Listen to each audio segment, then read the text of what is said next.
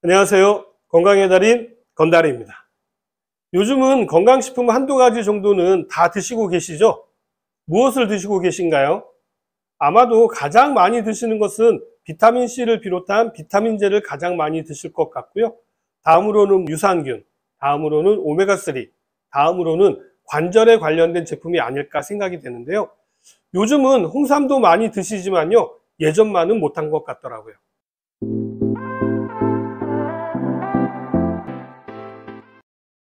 최근 홈쇼핑에서는요, 처음 보는 건강식품들이 많이 나오고 있는 것 같은데요. 대부분은 건강기능식품이 아닌 그냥 식품인 경우가 많아서 그 효능 효과에 대해서는요, 식약처에서 인정하지 않는 부분의 제품들이 대부분이죠. 특히 이러한 제품들 광고할 때는요, 어디에 좋다 또는 어떤 기능이 있다라고 많이들 이야기하고 있지만요, 그런 효능 효과를 보기 위해서는 엄청난 양을 먹어야 한다거나 아직 그 효능 효과가 충분히 밝혀지지 않는 경우가 대부분이고요. 처음 나왔다라는 이유로요, 가격도 엄청 비싸게 판매되었다가 얼마 안 가서 반의 반 가격으로 인터넷에서 판매되는 경우가 많죠. 그렇기 때문에 이런 건강식품을 구매하실 때는요, 가능하면 건강기능식품인지를 확인하시고 구매하셔야 하고요. 건강기능식품은 지금 화면에 보시는 것처럼요, 식약처에서 인증하는 건강기능식품 마크가 있는지 확인하시고 구매하시는 것이 좋습니다. 건강기능식품이라고 해서 모두 다 좋은 것만은 아닙니다. 이게 무슨 말이냐면요, 건강기능식품이 효능 효과가 없다라는 의미가 아니라 본인에게 맞게 드시지 않으면 오히려 문제가 발생하는 경우가 있다라는 것입니다. 많은 분들이 건강기능식품을 드시려고 할 때요, 광고나 주변 사람들의 평가를 듣고 구매하시는 경우가 많더라고요. 이것이 바로 문제가 되는 것입니다. 무엇이 좋은가가 중요한 것이 아니라 나에게 맞는가가 중요하기 때문입니다. 좋은 학원에 우리 아이를 보낸다고 해서 성적이 오르는 것이 아닙니다. 우리 아이에게 맞는 학원을 보내야만 성적이 오를 수가 있는 것이죠. 마찬가지입니다. 무엇을 먹느냐도 중요하지만 나에게 맞는지 또는 나에게 필요한지를 알고 드시는 것이 더 중요합니다.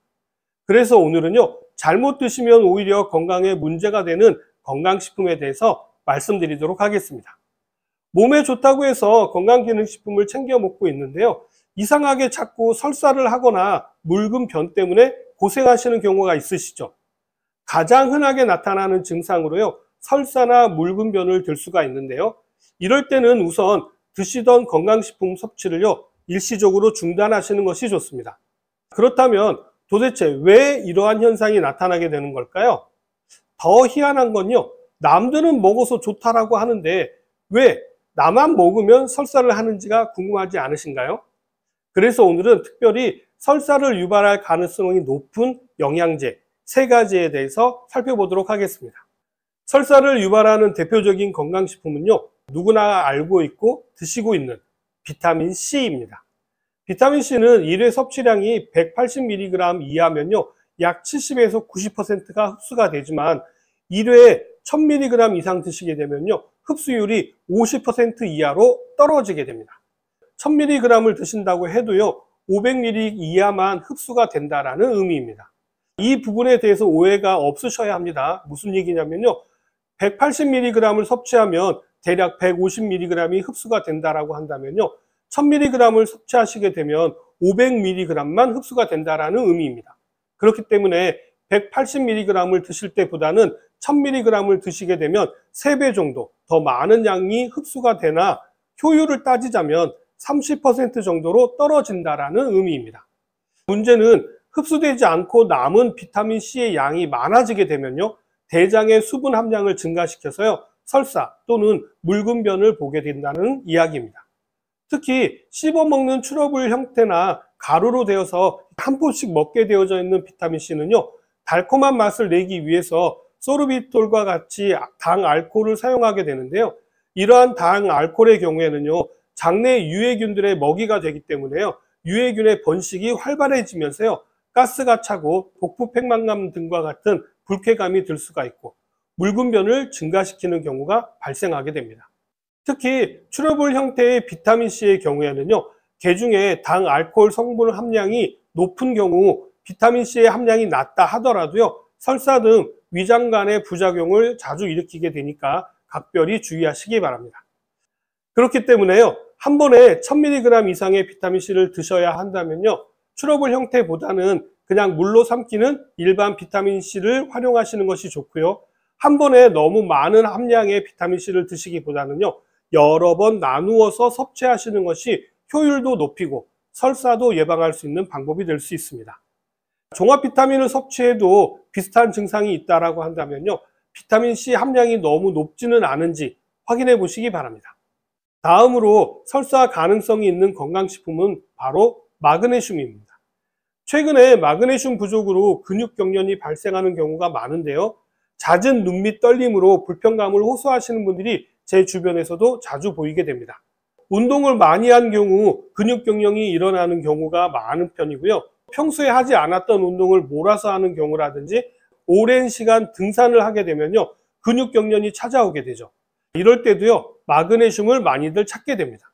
이뿐만 아니라 혈압약을 드셔도 120을 유지하기가 힘드신 분들 계시죠. 이럴 때도요, 마그네슘을 함께 드시게 되면 혈관 근육을 이완시킴으로 인해서 혈압을 낮추는 데도 도움이 됩니다. 이렇게 다양한 이유로 이제는 마그네슘을 드시는 분들이 많으신데요, 문제는 이 마그네슘도 많이 드시게 되면 흡수가 되지 않고 장내 마그네슘 함량이 증가하게 되면서 장내 수분 함량을 늘려가지고 변을 묽게 만들게 됩니다.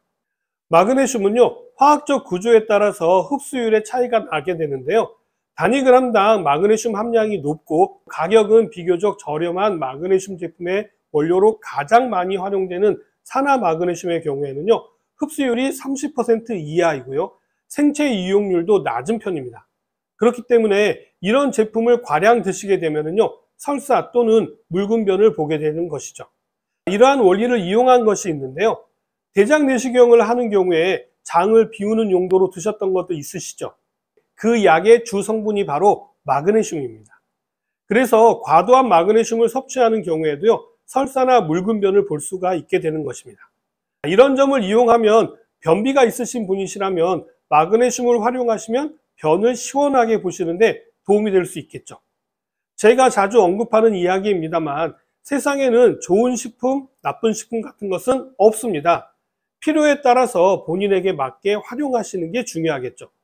마그네슘을 드셔야 하는데 잦은 설사로 인해서 불편하셨다면요, 마그네슘 원료를 다른 것으로 바꾸시면 도움이 될 수가 있습니다. 유기염 형태로 가공한 젖산 마그네슘은요, 단위그램당 마그네슘 함량은 낮은 편입니다만 흡수율은 물론이고요, 생체 이용률이 높아서 설사 등 위장관 이상 반응이 더 적게 발생하기 때문에 필요에 따라서 적절하게 선택해서 구입하시면 됩니다. 마지막으로 오메가3도 설사를 유발할 수가 있는데요, 비타민C나 마그네슘처럼 변의 수분 함량이 늘어나는 게 아니고요, 기름이 제대로 소화 흡수되지 않아서 변의 구성 성분이 달라져 가지고 지방변을 보게 되는 경우입니다. 이것은 고등어처럼 기름이 많은 생선을 드시면 소화가 잘 안 되시는 분들에게서 많이 나타나는데요, 이건 지방을 분해하는 담즙이 잘 분비되지 않아서 나타나는 현상입니다. 비타민C나 마그네슘보다는요, 드물게 발생합니다만 오메가3가 원인이라고 생각하지 못하는 경우가 많아서 그 원인을 잘 못 찾는 경우가 많죠. 이럴 때는 일시적으로 드시는 것을 중단하시거나 아주 소량부터 드셔서 적응 기간을 가지시는 것이 중요합니다. 자, 오늘은 드시면 설사를 유발할 수 있는 건강식품에 대해서 말씀을 드렸는데 어떻게 좀 도움이 되셨나요? 그럼 저는 다음 시간에 더 유용한 내용을 가지고 다시 찾아뵙도록 하겠습니다. 감사합니다.